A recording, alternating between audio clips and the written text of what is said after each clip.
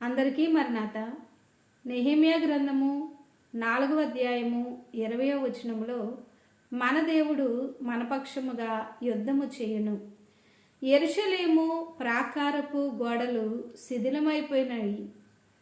ఆ దినములలో నెహెమ్యా ఇశ్రాయేలీయులందరినీ కూడా పురికొల్పి మనము ఈ ప్రాకారపు గోడలను నిర్మించాలి, మన దేవుడు ఈ ఆటంకములను అవరోధములను తొలగిస్తారు అని, మన దేవుడు మన పక్షముగా యుద్ధము చేయును అని ఇశ్రాయేలీయులందరితో కూడా తెలియజేస్తూ ఉన్నారు.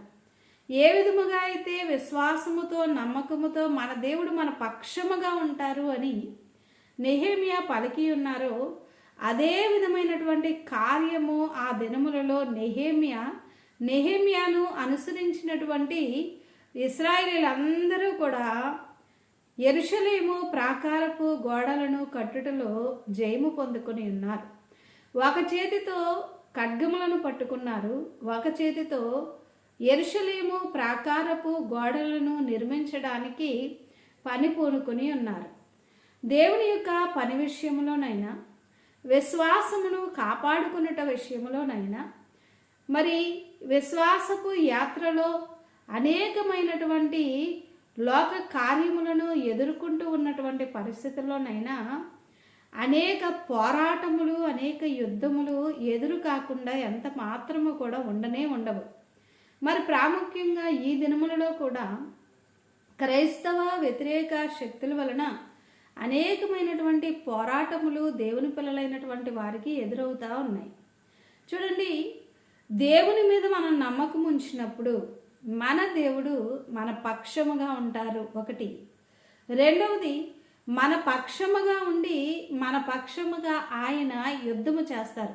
ఏ విధంగా ఎదుర్కోవాలో, ఏ విధంగా మాట్లాడాలో, ఏం చేయాలో, ఏ పరిస్థితుల్లో ఏ విధంగా ఉంటే మనకు జయం వస్తుందో మనకు మన జ్ఞానములకు అందకపోవచ్చేమో, కానీ మన పక్షముగా ఉన్నటువంటి దేవాది దేవుడు శక్తివంతుడు, బలవంతుడు, భూమి ఆకాశములను కలగచేసినటువంటి దేవుడు, దేవాది దేవుడు, ఘనమైన దేవుడు గనక మన పక్షముగా ఉండి ఆయన మనకు సలహా చెప్పి మనల్ని నడిపిస్తారు, మనకు జయం అనుగ్రహిస్తారు. కుటుంబములలో ఈ కుటుంబమును మంచిగా ఒక స్థాయిలోనికి, ఒక స్థితిలోనికి తీసుకుని రావాలి అనుకుంటే ఆ కుటుంబంలో ఉన్నటువంటి వారే వ్యతిరేకించేటువంటి పరిస్థితులు కూడా లోకంలో చూస్తాము, అనేక కుటుంబాలలో చూస్తాం.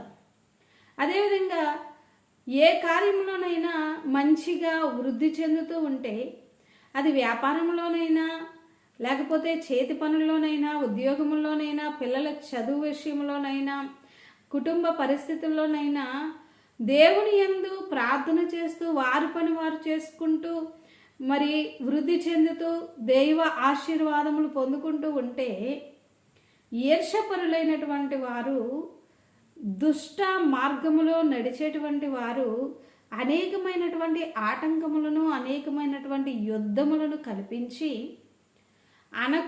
అననటువంటి మాట మీరు అన్నారు అని మీ మీద వేస్తారు, చేయనటువంటి పని మీరు చేశారు అని మీ పైన పడవేస్తారు. అలాగే అనేకమైనటువంటి పన్నాగములు, మరి వారు ఏ విధమైన కోపమైతే మీ పైన చూపిస్తూ ఉన్నారో అదే విధమైన ద్వేషము అనేక మంది చూపించే విధముగా అనేక మందిని పురికొల్పుతూ ఉంటారు.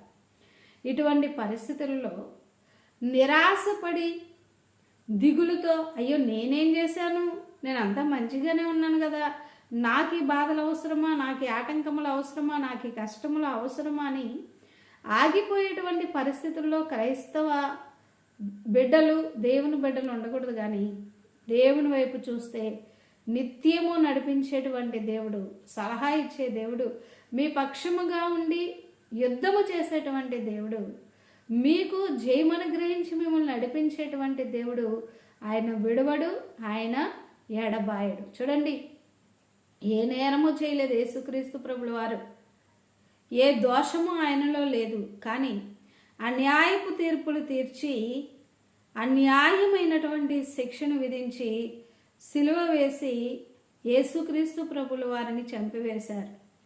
కానీ తుదకు ఆయనకు జయమే కలిగింది. ఆయన పొందిన జయము మనందరికీ కూడా ప్రభువు అనుగ్రహిస్తారు. కాబట్టి మనము జయశీలులము. ఈ మాట మీరు పదే పదే ధ్యానం చేయండి. దేవుడు నా పక్షముగా యుద్ధము చేస్తారు. నేను కాదు, నా పోరాటములు కాదు, కానీ దేవుడు నా పక్షముగా యుద్ధం చేస్తారు. దేవుడు మా కుటుంబ పక్షముగా యుద్ధం చేస్తారు. దేవుడు మాకు జయం అనుగ్రహిస్తారని దేవుని వైపు చూడండి. పునరుద్ధానుడైన యేసుక్రీస్తు ప్రభుల వారి వైపు చూడండి. ఆయన త్వరగా రానే ఉన్నారు. రాకడకు సిద్ధపడండి. అట్టి ధన్యత, రాకడ సిద్ధపాటు ప్రభు మన ఎల్లరికీ అనుగ్రహించును గాక. ఆమేన్. ప్రార్థించుకుందాం. పరిశుద్ధుడైన తండ్రి, ఈ మాటలు విని ఉన్నటువంటి ప్రతి వారిని ధైర్యపరిచి, బలపరిచి, ఆదరించి, కుటుంబములలో ఆయా పరిస్థితులను బట్టి నైనా, అలాగునే వ్యాపారములలోనైనా, ఏ పనుల్లోనైనా తండ్రి ఏ విధమైనటువంటి యుద్ధములు లాంటి శ్రమలను ఎదుర్కొంటూ ఉన్నారో వాటన్నిటిపైన బిడల పక్షముగా మీరే ఉండి జయమును గ్రహించండి. చిన్నవారికి, పెద్దవారికి, వృద్ధులకు నైనా అందరికీ, అనారోగ్యవంతులకు ఆరోగ్యము కొరకు మీ యొక్క దీవెనలను గ్రహించి, శారీరక దీవెనలు, ఆధ్యాత్మిక దీవెనలు అనుగ్రహించి మీ మహిమ రాకడ కొరకు సిద్ధము చేయమని మహిమపూర్ణునిగా మధ్యాకాశములో మేఘముల మీద రానయ్యున్న యేసు ప్రభుల వారి అతి పరిశుద్ధ నామంలో వేడుకుంటూ ఉన్నాము పరమ తండ్రి. ఆమెన్. దివ్య దేవుడు మిమ్మల్ని దీవించును గాక. ఆమెన్.